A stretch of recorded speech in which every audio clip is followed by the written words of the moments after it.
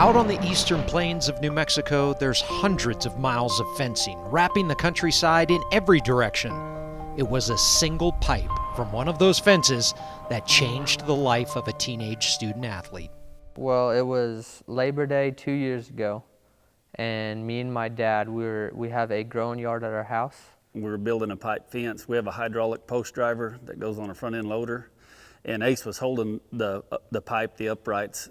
And we were tapping one of them in, and it broke off of the tractor. That day we're on our 10th post exactly, and the driver came disconnected. It weighs 1,600 pounds, the piece of equipment that came disconnected from the loader. It broke my foot and just broke both of the bones of my leg. Fortunately, Ace, when he seen it coming loose, he took off to the right, and that pipe come across his leg and broke it severely. And it was a terrible accident, but we've often said had Ace went to the left, we'd been going to a funeral instead of the hospitals. It was just really painful. The worst pain I've ever felt. He was screaming. I knew something had got him, so I put the loader in neutral and in park.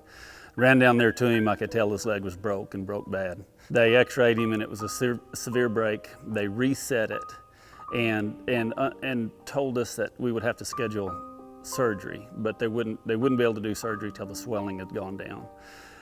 They were unaware that he had compartment syndrome, and in hindsight, we should have been on a helicopter and headed to Dallas immediately.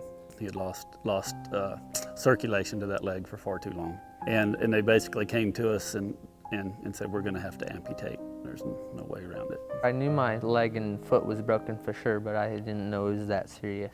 Ace was not going to let losing the lower part of his leg prevent him from getting back up, but the physical challenge of using a prosthetic was extremely difficult. It hurt pretty bad. And it was real swollen up, so I'd have to get new legs all the time at first, and it was just kind of hard there at first. At the very beginning, it was very hard. The physical pain was unreal. I've never seen a human being go through that kind of pain. No amount of pain would keep Ace from walking, running, and riding again. I just knew that I could because everybody was so positive around me, and I just figured I had to be positive too. After weeks and weeks of challenging rehab and physical therapy, Ace was back competing again. Last year, he suited up for football in the fall and basketball in the winter. We were very nervous. First game, didn't know what to expect. And I was just hoping he could get a little playing time just for his self-motivation, or just all the work he'd put into physical therapy to even get to where he could go to basketball. And we went, and he was on the starting five. Had no idea. And he was one of the starters, and he played, I would say, 85% of that game. And that's how it's been from then on. It makes me tired faster than everybody else, but that's pretty much it. So the first time I ever watched him play basketball, I didn't even know, and you couldn't tell that he didn't have a second leg. You couldn't tell. It was just amazing to watch him play, and the fact that he didn't stand out and didn't look any different. You really had to look and look and go, oh, he doesn't. He is missing a leg, because it really is amazing how well he plays without one. Ace turned in his helmet and shoulder pads this fall to make a run at rodeo. Getting back on the horse took a literal and motivational meaning. To not dwell on things that have happened in the past and to just keep moving on. I know for me, he's a great inspiration. Again, he just never has let it get him down.